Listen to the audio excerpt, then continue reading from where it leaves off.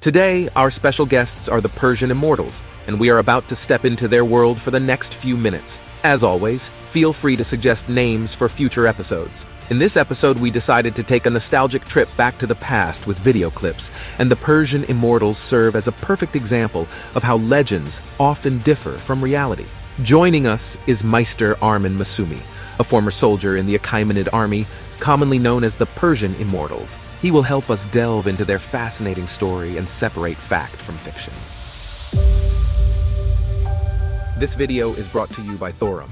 Take a look at these rings. They have rings made from 4 billion-year-old Gibeon meteorite and genuine 65 million-year-old T-Rex bone. If you are a fan of Vikings, they have Odin ring, the Norse god of war, the Thor ring, and all of them are crafted by hand.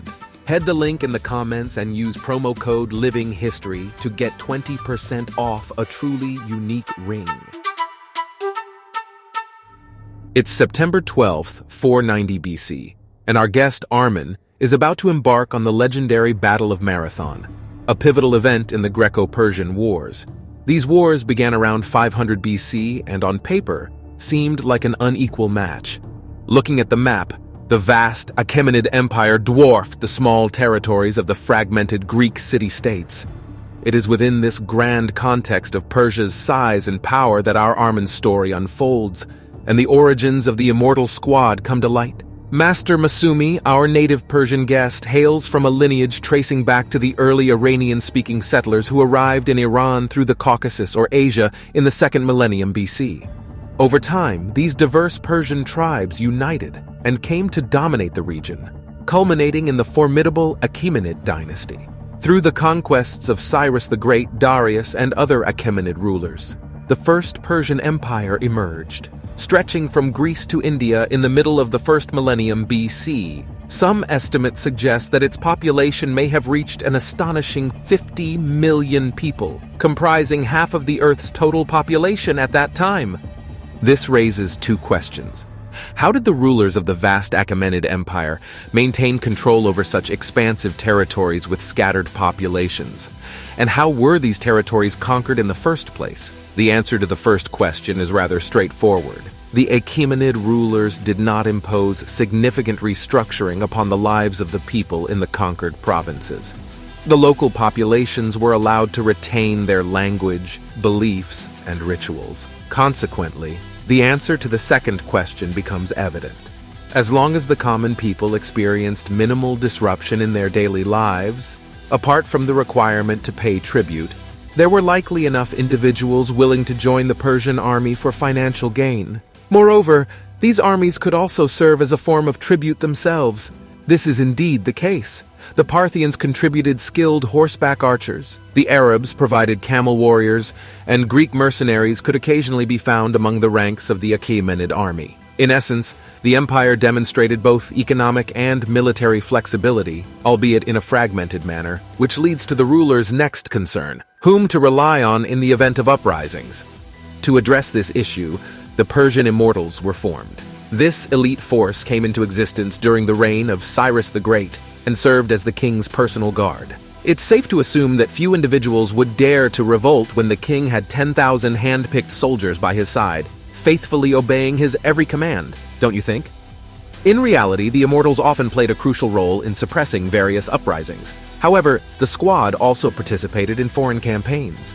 For instance, in 547 BC, according to Herodotus, the Immortals determined the outcome of a relatively balanced battle between the Persians and the king of Lydia, resulting in Lydia joining the Achaemenid Empire. Now, let's return to our protagonist, Armen.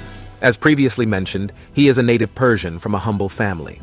Among the 9,000 Immortals, commoners like Armen were the majority, while only 1,000 were selected from the nobility to serve as officers. Armen began his military training at the tender age of 5, following the path of most Persian boys. For 15 years, he learned horse riding, archery, and spear handling. Another crucial aspect of their education was instilling a sense of honesty. The Achaemenid Empire placed great value on qualities such as obedience, moral conduct, and the unwavering commitment to truthfulness, regardless of the circumstances. Upon reaching the age of 20, Persian boys were enlisted in military service. Regardless of their assigned troops, the army's structure remained consistent and decimal-based. Our protagonist, Masumi, along with 9 of his comrades, belonged to a unit called the Dathabas, led by the Dosab Opatis. 10 Dathabas formed a Sataba under the command of its leader. A Hazarabam consisted of 10 Satabas, totaling 1,000 warriors. And finally, a Hyvarabam represented a division comprising 10,000 soldiers. It's worth noting that the Immortals were part of this special division, reserved for exceptionally talented individuals like Armin. Interestingly, the Persians themselves did not refer to the squad members as Immortals. This name was coined by Greek historians, from whom we derive most of our knowledge about Persian history, including the Immortals. Herodotus called them Immortals because if a member of the guard fell in battle, another soldier was immediately recruited to replace them. Thus, the Hyvarabam consistently maintained a strength of 10,000 men, regardless of losses. The Persians themselves referred to the Immortals as Amartaka, which meant the personal army of the king. Many historians generally believe that the Persian army had superior military units, including the Immortals, who stood out due to their unique characteristics. Unlike other units, the Immortals were not disbanded after the war. Their numbers were maintained, and one of the Hazarabams, consisting of 1,000 nobility members, also served as the king's personal guard. The commander of this unit held a prominent position in the state, serving as an advisor to the king and playing a crucial role in matters of security and military advice. Naturally, the privileges associated with such positions made even ordinary members of the Immortals feel superior to soldiers in the rest of the army. This distinction is evident in the equipment worn by our protagonist, Armin. Although he may appear different from the Spartans depicted in the movie 300, he is adorned with the finest available gear in the Achaemenid Empire. According to Herodotus, the Immortals wore chainmail armor with metal plates resembling fish scales.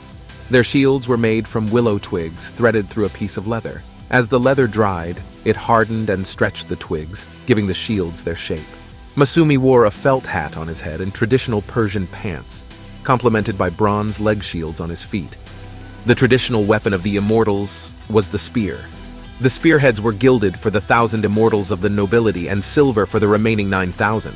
Additionally, among the Immortals, there were archers armed with bows capable of shooting from distances of up to 300 meters. Almost all members of the squad carried small daggers on their right hip. However, the distinctive detail that set our protagonist Armin apart from the rest of the troops was the clothing worn over their armor. These chitons were renowned for their exquisite craftsmanship. According to the Greek historian Xenophon, the Immortals paid great attention to their appearance. The sleeves of their shirts were adorned with semi-precious stones. Their shoes were polished yellow to symbolize royal power, and the handles of their daggers were decorated with animal heads. The Immortals themselves had a bright and striking appearance. Xenophon also noted that the dominant color of their attire was red, and the tailoring was loose to ensure freedom of movement in battle. In contrast to the grim and masked Immortals depicted in the movie 300 Spartans, our Armin and his comrades resembled fashionable peacocks. This combination of physical prowess and flamboyant attire created a significant psychological impact. According to Herodotus, it was said that in the Battle of Marathon, the Greeks were the first to engage in battle in an organized manner, while both the Greeks and the subjugated peoples were intimidated by the sight of the Immortals. Moreover, it's worth noting that the regiment of Immortals was always accompanied by dedicated servants and a caravan of women. They had separate provisions and food, distinct from the rest of the troops. Unfortunately, these advantages won't aid Armin, the Immortals, and the Persians in the events of the present day. The Greeks will achieve a resounding victory in the Battle of Marathon, which we have already partially discussed in our description of Masumi's attire. How can his leather shield compete with the brass and bronze shields of the Greek hoplites? Armin's small spear would shatter against their defenses, while Greek weaponry effortlessly pierced through the Persian leather shields. If such a discrepancy in equipment is observed even among the elite Persian detachment, one can only imagine the disadvantage faced by the units armed with simpler gear. It is worth noting that most of the information regarding the battles involving the Immortals comes from ancient Greek historians. However, it's important to keep in mind that these historians often had a tendency to exaggerate and embellish their accounts.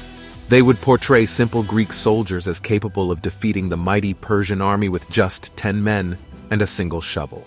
Therefore, there might have been some exaggeration in the depiction of Greek equipment superiority over the Persians. Similarly, there are discrepancies in the reported number of soldiers, as some ancient sources claim that 10,000 Greeks defeated 150,000 Persians at the Battle of Marathon. In reality, the situation was more complex, as not all Persians actually participated in the battle. According to modern estimates, there were around 11,000 Greeks fighting against just over 20,000 Persians. The key factor in the Greek victory was the bold tactics employed by the Athenians, who fearlessly charged at the enemy without allowing time for the Persian archers to inflict significant damage. And thus, the hoplites demonstrated their superiority in tactics, formations, and warfare over previous adversaries of the Immortals. According to Herodotus, these adversaries shamefully fled the battlefield in their encounters with the Immortals, but would later face defeat against the Spartans at the Thermopylae Gorge, leading to their lamentations. The Greco-Persian Wars, despite ultimately resulting in total defeat, will forever be remembered as a significant setback for the Achaemenid Empire.